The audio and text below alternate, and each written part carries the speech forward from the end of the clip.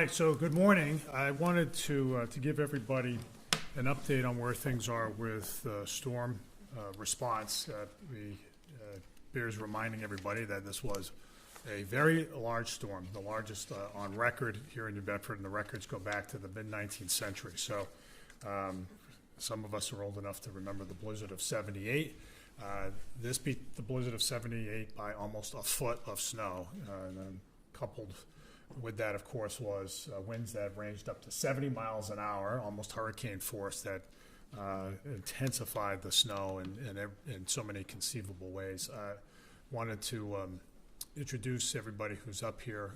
Ward 3 Councilor Sean Oliver, Councilor at Large Brian Gomes, Council President Ryan Pereira, Ward 6 Councilor, Jamie Pond, Commissioner of Public Infrastructure, Police Chief Jason Thody, Brian Nobriga, our Director of Emergency Management, and School Superintendent Andrew O'Leary. So I have everybody here because this was has been and continues to be a collective effort, but we're at a little bit of an inflection point right now that I wanted to explain to everybody where things are. So just by way of background and reminder, during the height of the storm on Monday, we reached a point where it became really impossible to clear side streets. So the visibility was less than 10 feet in front of our plow trucks. We've posted some images of what that looked like from the vantage point of the plow drivers. It was unsafe to be on small streets where there wasn't, frankly, a whole lot of play, right? You have a situation where the plows can hit cars, they can hit other things, pedestrians. And so we made the decision to pull those vehicles off of those narrow streets and put them on the mains. I know that other cities that pulled everybody off entirely. We wanted people to stick with it, and so we were in a good position starting the next day because the mains were pretty clear and you could get around much of the city. But that's also left, as I noted at the last press conference, a whole lot of streets side streets that needed to be attended to, the vast majority of them in the city. And so that has been the work that has been going on this week, unblocking those roadways. And I'm here to say that considerable progress has been made through the work of DPI as well as DFFM and everybody else who's been driving on a plow truck. There are very few streets that are that are blocked right now. When I say blocked, it's not to say there isn't ice on the road, there aren't piles. It's just to say there isn't an obstacle in the roadway impeding progress. We've received information from residents.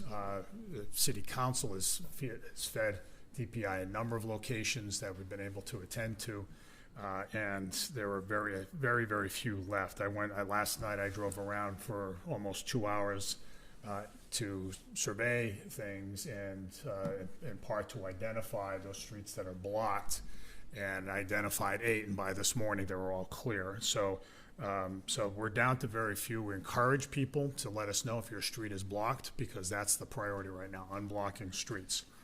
And then we'll go on to the other things that we're about to do. But the good news is that there are very, very few left. I don't have an exact number. It's impossible to get an exact number until it's all done, until everybody stops calling about a blocked street. So the other thing I just want to say is just to report out something about power outages. As of Monday evening, we had 5,037 customers without power. 2 days later, it was down to 6. That is attributable to a whole lot of hard work. I really commend, a number of you have heard me criticize Eversource before for various things, and I have to say I have to compliment the work of Eversource. They really stuck with it to get the city powered back up. They were part of the reason why it worked was because they embedded themselves here, and they worked very closely with Brian Nobriga and DPI to get to those places that were otherwise unreachable, so they could effectively flip the switch back on and do the repairs that were necessary. So that was pretty remarkable that as of Monday evening, over 5,000 customers were without power, and then by Wednesday, it was down to 6. There were right now, there are some folks who are without power. I think the last estimate this morning was about 300. Those are temporary outages because there are some repairs that have to be done. So that's being addressed. Other things that are of note: the water and wastewater systems never went down. The Port of New Bedford was only closed for 1 day. It's back open. Things got attended to very quickly there. The airport is back open as well. Obviously, City Hall is open, and I really appreciate all the work that folks undertook to do that. We're back in business here at City Hall. Other city offices are also open, a number of them. The libraries are all open except for Casa da Cidade, which isn't open on Fridays anyway. So what's closed right now are senior centers, the senior center, the adult day centers, the recycling center, and the zoo. They'll all be open on Monday. Trash collection we've talked about, but it just bears repeating that we have suspended trash service for this week, so it will resume normal service on Monday. And the reason we did that has everything to do with the ability of trash trucks to get up and down the streets. By the time we had delayed it a day, and then a second day, it started to get to the point where it made more sense to push it out till next week and resume a normal schedule. So that is happening. That's what's happening now. We don't want garbage strewn all over. We don't want stuck garbage trucks. We don't want barrels knocked over because when the snow melts, it lays it all bare, and we don't want a city that's filled up with trash. So I appreciate everybody's patience with that, but that'll get going. As I said, Superintendent O'Leary is here. The schools will reopen on Monday. The challenge with schools is some of it has to do with clearing the schools themselves, but it's primarily about bus routes and the ability of buses to safely navigate the city and make turns around big corners and to see kids and all that. So that's why schools remain closed today. It's not because they're not otherwise ready to go. It is the fact that we need to get kids to and from school safely, and so that work is ongoing right now. Then that's true also of New Bedford Voc as well as the charter schools. I will note, happily, that the New Bedford High School state tournament basketball game will be going on. It'll still happen on Sunday at New Bedford High School. The lot is clear, and the team is good. So come out and cheer for them. So that's what's been. And then I'll also note that SRTA is not running today. When they will be up and running will be determined soon. We'll probably have an update for folks tomorrow. So looking forward, people should know that the work has not stopped. We're trying to get things back in business as swiftly as possible, but the work has not stopped.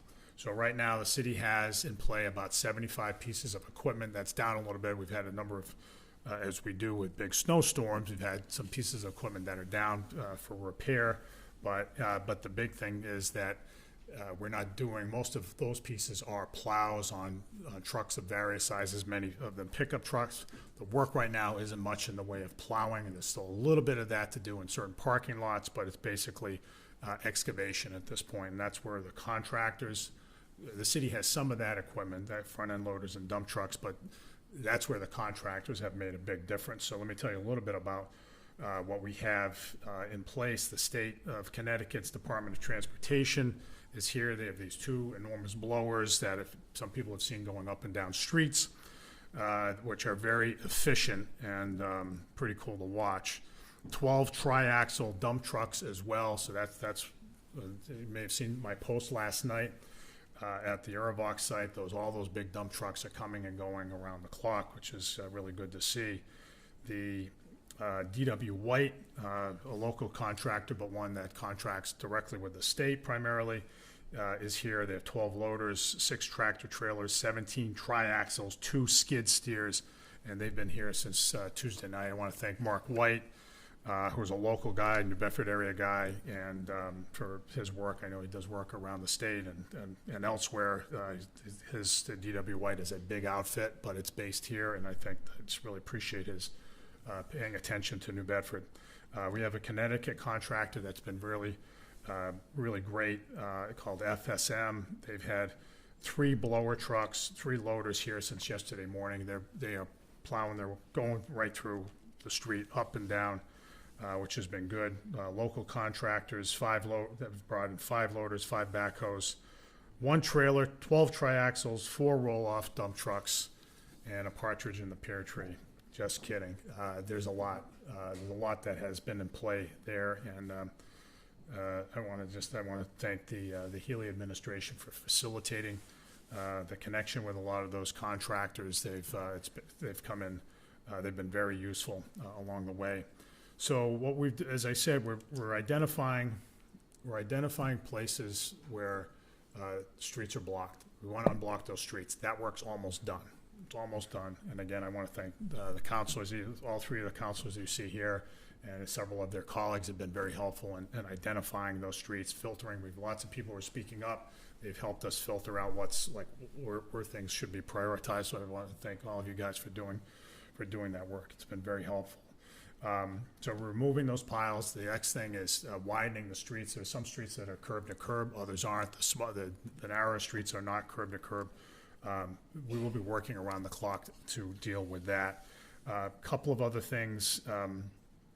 The parking ban has to remain in place because of that work. The widening of streets, the removal of piles, that cannot happen well and effectively if we don't have a parking ban in place. So I know this has been like the longest parking ban we've ever dealt with, longest that I can ever remember, but it's necessary so that the work can get done and leave streets in a safe condition for everybody, pedestrians and motorists. Let me just say a couple of other things.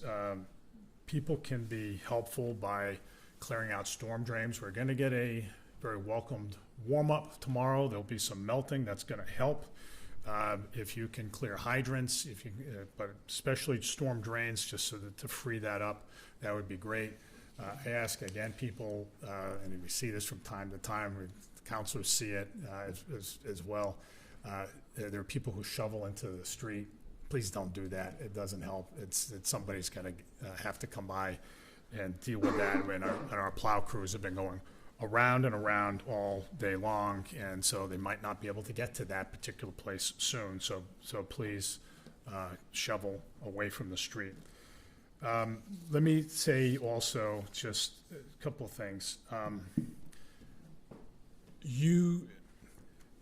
We've gone through great lengths and great expense, which we haven't added up yet, but we will and make that public, well, how much this is all going to cost and how much might be reimbursable, which may be an open question for a while.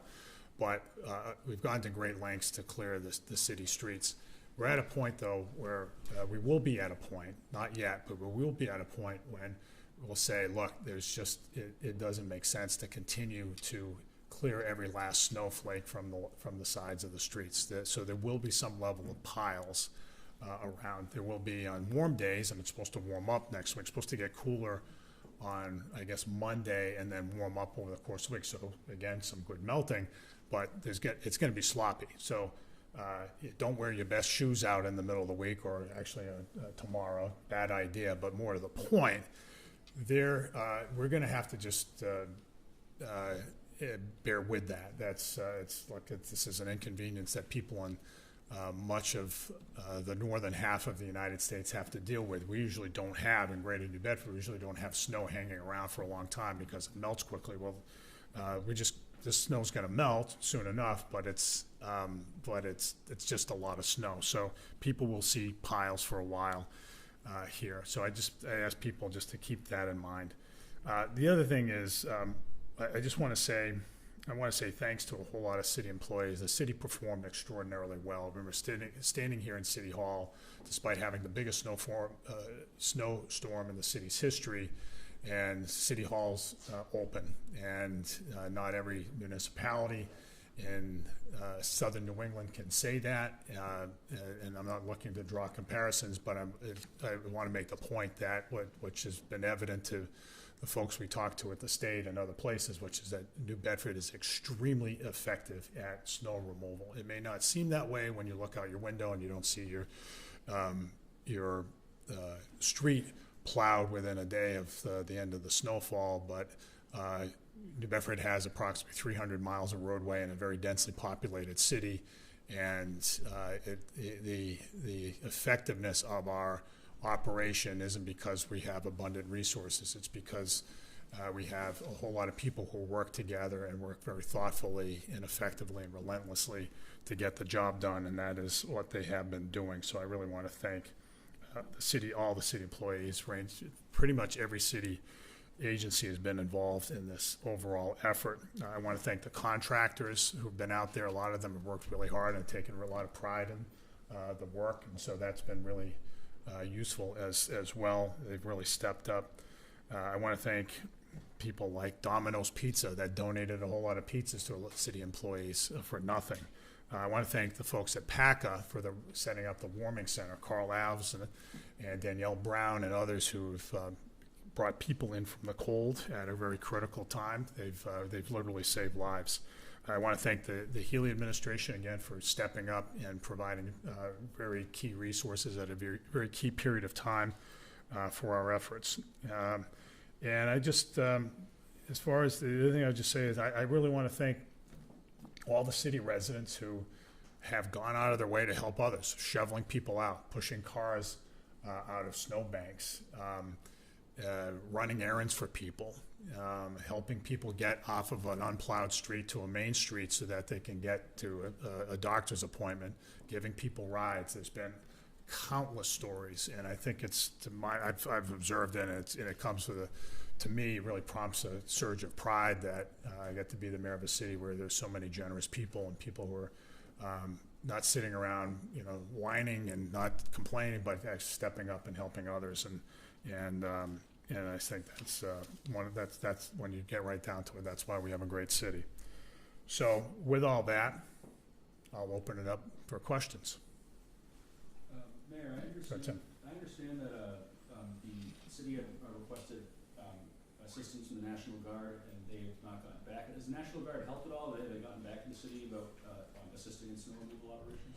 So the request, and we can share it with you if you'd like, Tim, the request was for assets from the State Department of Transportation or the Mass National Guard.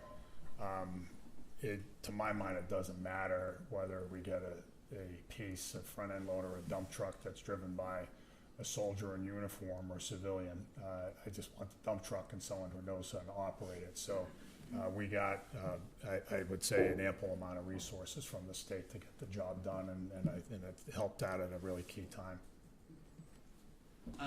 Do you have a timeline for the parking ban or any parameters you might use for when that might end? Well, we'll take a look at it probably tomorrow morning, and we'll make an announcement then. And it's really a question of what needs to be plowed.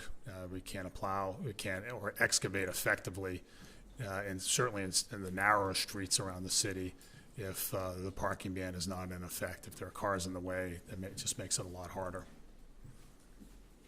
Sure. With all the out-of-state help and talks of reimbursement, who's currently funding all the out-of-state help currently? Well, it's a combination of the city and the state. So how much the state reimburses us is an open question. That's something that we're going to have to work through. Whether part of that will turn, as I understand it, on whether the president declares a state of emergency for certain areas that are hardest hit.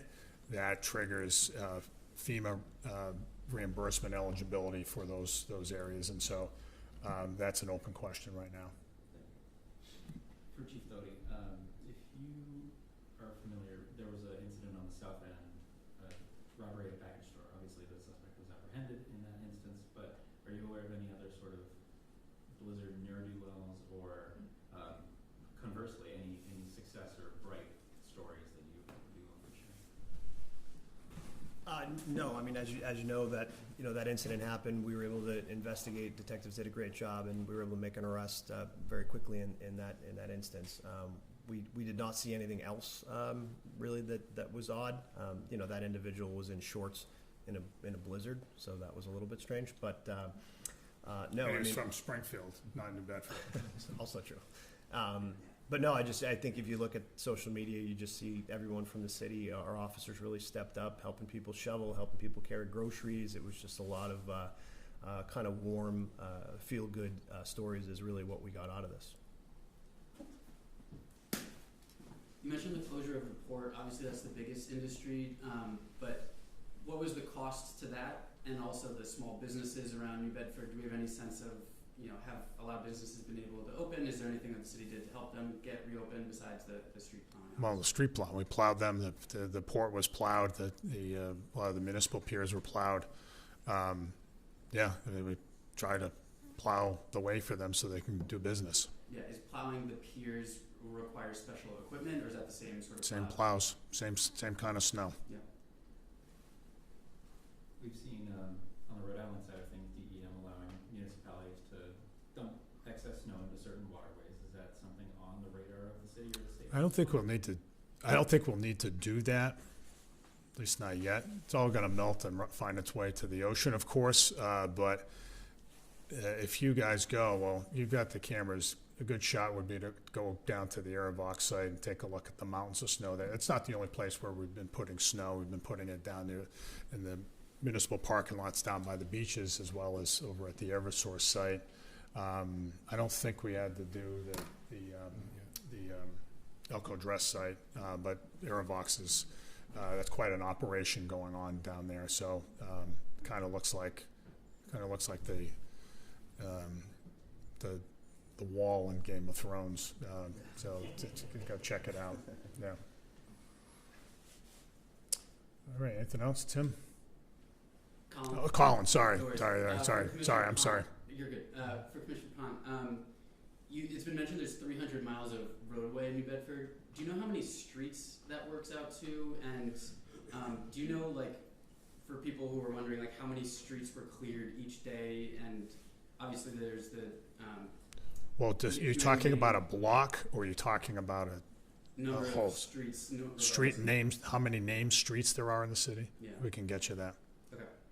And then Sorry about the name confusion. Did you have something? No, I'm sorry. The ahead. other question is, how much progress did you make per day? Like, I heard, 2/3 of streets were cleared by yesterday morning. Do you have, like, Monday was 1/3, yesterday 2/3, 3/3, or? So cleared means as in unblocked? Okay. No, I'm asking you. Why do you define cleared? Yeah, unblocked, or whatever your definition you're using. How did you track the progress, and what was the progress over the days? You want to speak to that? It's not precise, but go ahead. It's tough to get that. We had to address a lot of emergencies and one-offs, but as aid rolled in and contractors were onboarded, we increased that process every day. So it ramped up daily. I think your estimations were pretty close, but I don't have an exact figure for that.